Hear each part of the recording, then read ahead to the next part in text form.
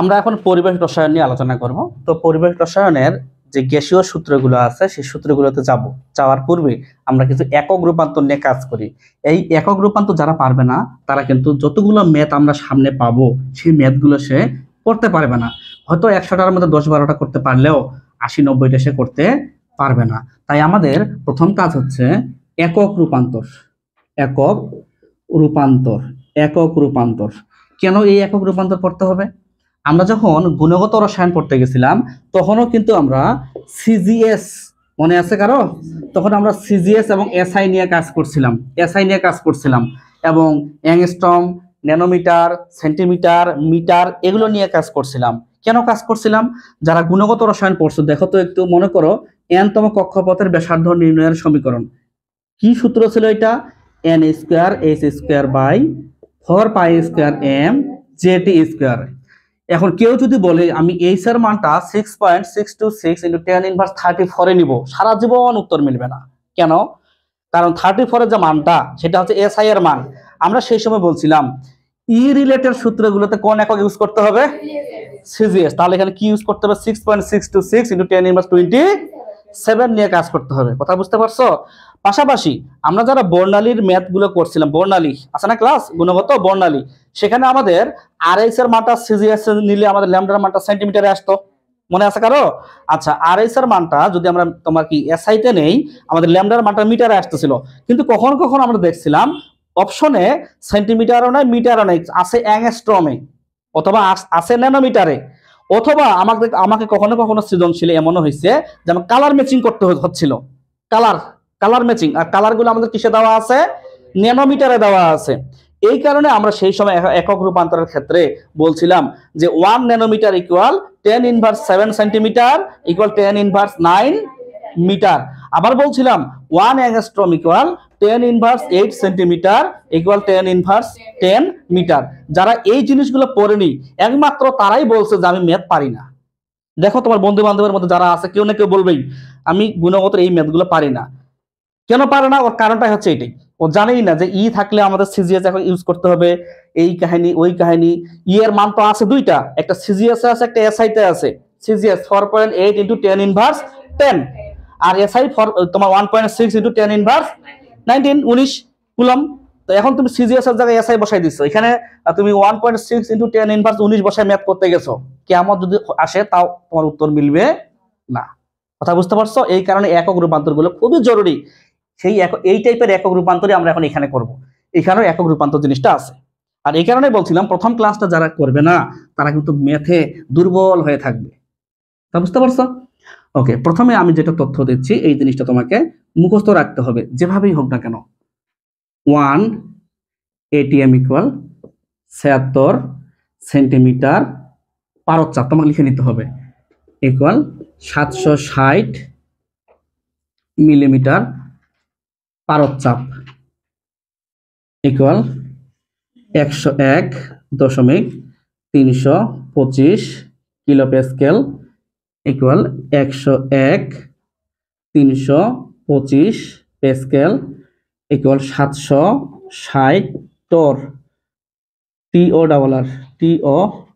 টর equal 1 bar BAR পার। আচ্ছা, আবার বলি 1 ATM ইকুয়াল 76 সেন্টিমিটার পারদ-চাপ ইকুয়াল 760 মিলিমিটার পারদ-চাপ ইকুয়াল 101.325 বা 325 kilopascal equal 101.325 pascal equal 760 torr equal 1 bar. এই সিরিজটা কেন পড়তে হবে আমি তোমাকে বলি একটু। আমাদের অনেক সময় এমন কখনো সিচুয়েশন আসবে কোশ্চেনটা আমাদের চাপটা প্যাসকেলে দেওয়া থাকবে কিন্তু এটিএম এ করতে হবে। তো আমি কি এটিএম বানাতে পারবো না? তখন কিভাবে বানাবো? যেমন মনে করো তোমার এখানে 10 প্যাসকেল দিছে ওনারা, 10 প্যাসকেলটাকে এটিএম এ বানাইতে হবে। তখন আমরা লিখবো এত প্যাসকেল ইকুয়াল এত 1 এটিএম, 1 প্যাসকেল ইকুয়াল কত? 10 প্যাসকেল ইকুয়াল কত? অর্থাৎ 10 প্যাসকেলটাকে আমাকে এটিএম এ বানাচ্ছি। আমি ম্যাথ করার সময় মনে করো এটিএম এর প্রয়োজন হচ্ছে, আমাকে এটিএম এ বানাইতে হচ্ছে। ধরে নিলাম কোশ্চিন আমাদের চাপের একক টর এককে দিছে, টর একটা এককের নাম, টর এককে দিছে। মনে করো 10 টর দিছে ওনারা, মনে করো 10 টর টর দিছে। এখন তোমার প্রয়োজন হচ্ছে যে এখানে এটা আমি এটিএম এ ম্যাথ করব। এটিএম এ ম্যাথ করার প্রয়োজন হচ্ছে, এটিএম এ করবো। এখন কিভাবে করব? এত টর ইকুয়াল 1 এটিএম, 1 টর ইকুয়াল কত, 10 টর ইকুয়াল কত, এই 10 টাকা তখন এটিএম এ কনভার্ট করা যাবে না? এই কনভার্ট জিনিসগুলো জানতে হবে। অনেক সময় এটিএম দেওয়া থাকবে কিন্তু তোমাকে পেস্কেলে কাজ করতে হবে। মনে কর 2 এটিএম দিছে ওরা, কিন্তু তোমাকে ম্যাথ করতে হবে পেস্কেলে। তাহলে কি করতে হবে? 1 এটিএম ইকুয়াল এত পেস্কেল, অতএব 2 এটিএম ইকুয়াল যা হবে তাই। কথা কি বুঝতে পারছো আমার কথাটা? এই জিনিসটার জন্যই কিন্তু এই জিনিসটা লাগবে তোমাকে, ছলে বলে কৌশলে। দরকার বিছানায় যেখানে থাকো তার পাশে লিখে রাখবা দেয়ালে। ওকে, আরেকটা জিনিস তোমাকে মনে রাখতে হবে, সেটা হচ্ছে এরকম। আমি দিচ্ছি 1 metre cube equal 1000 decimetre cube equal হচ্ছে 1000 লিটার। আবারও বলি, 1 মিটার কিউব হচ্ছে 1000 ডেসিমিটার কিউব ইকুয়াল 1000 লিটার। যতটুকু বোঝা গেল লিটার আর ডেসিমিটার কিউবের মধ্যে সম্পর্ক বোধহয় সমানুপাতিকের মতো কিছুটা। দেখো, অতএব 1 লিটার ইকুয়াল 1 ডেসিমিটার কিউব। আমি দেখতে পাচ্ছি এখানে 1 লিটার ইকুয়াল 1 ডেসিমিটার কিউব, তাই তো মনে হচ্ছে?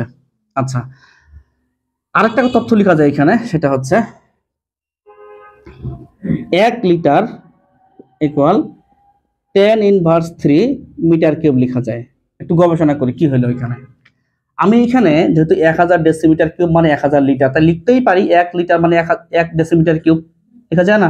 এখন আমি এইখান থেকে এখানে আসব। তুমি জানো এখান থেকে এখানে আসলে কি হয়? ইনভার্স। এখান থেকে এখানে গেলে তো তোমার 1 মিটার কিউব মানে হচ্ছে 10⁻³ লিটার। আবার 1 মিটার কিউব মানে হচ্ছে 10⁻³ লিটার। এবার উল্টো সাইডে আসো, 10⁻³ মিটার কিউব হবে। তাহলে আমরা এটা লিখলাম কি কারণ, কি হিসাবে? যেমন 1 মিটার কিউব ইকুয়াল যদি তোমার 10⁻³ লিটার হয়, হতেই পারে। গবেষণা করো, এখান থেকে এটা গবেষণা করো। হতে পারে না? হতে পারে। এবার এখান থেকে এখানে আসো, তাহলে 1 লিটার ইকুয়াল 10⁻³ মিটার কিউব। এই জিনিস যেগুলো দরকারি জিনিস না, সেগুলো আমি লিখে দিচ্ছি। যেগুলো দরকারি সেই জিনিসগুলো আমি লিখে দিচ্ছি। আরেকটা জিনিস কাজে লাগবে, সেটা হচ্ছে তোমার 1 লিটার ইকুয়াল আমরা জানি 1000 মিলিলিটার ইকুয়াল হচ্ছে 1000 সেন্টিমিটার কিউব। বোঝা গেল এই ml আর এই সেন্টিমিটার কিউব এর মধ্যে সম্পর্ক সমানুপাতিক, তাই না? তাহলে লিখতে পারি আমি যে 1 ml মানেই হচ্ছে 1 সেন্টিমিটার কিউব। 1 ml মানেই হচ্ছে 1 সেন্টিমিটার কিউব। আবারও বলি, 1 ml মানেই হচ্ছে 1 সেন্টিমিটার কিউব। কেন এই জিনিসগুলো আমি করাচ্ছি? আমাদের মিলিলিটার করে অভ্যস্ত না? কোশ্চেনে তোমাকে অনেক সময় সেন্টিমিটার কিউব দিবে, তখন যেন মাথা ঘাবড়ে না যায় তোমার। তখন মনে করবা যার নাম সেন্টিমিটার কিউব তার নামই হচ্ছে মিলিলিটার। কোশ্চেন আমরা লিটার লিটার করে অভ্যস্ত, কিন্তু কোশ্চেনে এমন হইতে পারে কোশ্চেন তোমাকে মিটার কিউব দিতে পারে। এখন ওই মিটার কিউবটাকে তোমাকে সিস্টেমে লিটার বানাইতে হবে। অথবা এমনও হইতে পারে তোমার কখনো কখনো কোশ্চেনে ডেসিমিটার কিউব দেওয়া থাকবে, তখন তোমার কাছে অজানা মনে হইতে পারে এটা আবার কেমন কথা, ডেসিমিটার কিউব। তখন মনে করতে হবে কোনো কিছুই না, যার নাম ডেসিমিটার কিউব তার নামই হচ্ছে লিটার। এই কারণে তোমাকে এই বিষয়গুলো জানতে হবে। আচ্ছা, আরেকটা জিনিস জানতে হবে, এটা হচ্ছে এরকম, চাপের এসআই একক প্যাসকেল। চাপের এসআই একক প্যাসকেল আমরা ব্র্যাকেটে পিএ লিখি, চাপের এসআই একক প্যাসকেল। আবার 1 প্যাসকেল ইকুয়াল 1 nm⁻²। কেন এটা দিলাম আমি? এটা এই কারণে দিলাম, কোশ্চেনে অনেক সময় আমাদের নিউটন পার মিটার স্কোয়ার দেওয়া থাকবে, তখন এটাকে প্যাসকেল মনে করে কাজ করতে হবে। দেখো, তোমাকে কখনো কখনো এরকম এমন ঝামেলা দিবে ওনারা যে এখানে চাপের মানটা nm⁻² এ দিবে, অথচ তোমাদের সিরিজ কিছু দেখছো এখানে, দেখো তো nm⁻² কোথাও আছে নাকি? আছে না। তোমাকে মনে করো এটিএম এ কাজ করতে হবে, অথচ ওনারা দিচ্ছে নিউটন পার মিটার স্কোয়ারে। তখন তোমাকে চিন্তা করতে হবে যার নাম নিউটন পার মিটার স্কোয়ার তার নামই প্যাসকেল। আর আমরা জানি প্যাসকেল থেকে এটিএম এ যাওয়া সহজ, এইভাবে আসবো, পারবা না আসতে? তাহলে বোঝা গেল নিউটন পার মিটার স্কোয়ার থেকেও এটিএম এ আসা সম্ভব, মিলিমিটার পারদ-চাপে আসা সম্ভব, বা সেন্টিমিটার পারদ-চাপেও আসা সম্ভব। কথা কি বুঝতে পারছো? এই জিনিসটা কাজে লাগবে। তারপরে 1 নিউটন ইকুয়াল 1 কেজি ms⁻², এই জিনিসটা কাজে লাগতে পারে এমসিকিউ এর জন্য, তো কম কাজে লাগবে। এবং এটা আসছে কিভাবে তুমি সেটা ভালো করে জানো, F ইকুয়াল ma, ফিজিক্স থেকে আসছে। ভরের একক কেজি আর ত্বরণের একক যা হয় তাই লিখছি আমি, ms⁻², ওইটাই আমি কাজ করছি এখানে, আর কিছু না। তাহলে এই এককগুলো আমরা মাথায় রাখবো। বিশেষ করে এই জিনিসটা আমরা একটু বেশি করে গুরুত্ব দেওয়ার চেষ্টা করব, ঠিক আছে, এই জিনিসটা। পাশাপাশি তোমার 1 লিটার মানে যে 10⁻³ মিটার কিউব, এটাও কিন্তু বিভিন্ন সময় তোমার কাজে লাগবে। যখন ম্যাথ করতে যাবো, ম্যাথ তো এখন করতেছি না, করবো তো, আজ হোক আর কাল হোক, কাজে লাগবে। পাশাপাশি তোমার কাজে লাগবে যার নাম মিলিলিটার তার নাম সেন্টিমিটার কিউব, VVVVI। এক সময় ম্যাথ করবো কিন্তু, ঠিক আছে, তখন কিন্তু কাজে লাগবে। তোমার মিলিলিটারের পরিবর্তে সেন্টিমিটার কিউব দিবে। তারপরে তোমার এই বক্সটাও কাজে লাগবে। কেন কাজে লাগবে? তোমার কোশ্চেনের ডেসিমিটার কিউব দেওয়া থাকবে, তখন মাথায় ঘাবড়ানো যাবে না, তোমাকে লিটার মনে করে কাজ করতে হবে। এটাও কিন্তু ভেরি ভেরি ইম্পর্টেন্ট। সবচেয়ে বড় কথা, যাহা যাহা দিলাম তাহা প্রত্যেকটা ইম্পর্টেন্ট বিধায় লিখে দিছি আমি, যেগুলো ইম্পর্টেন্ট সেগুলো লিখে দিছি। কথা বুঝতে পারছো? তো এই জিনিসটা আমরা এভাবে মাথায় রাখার চেষ্টা করব। আমরা এখন গ্যাসের সূত্রগুলোতে চলে যাব।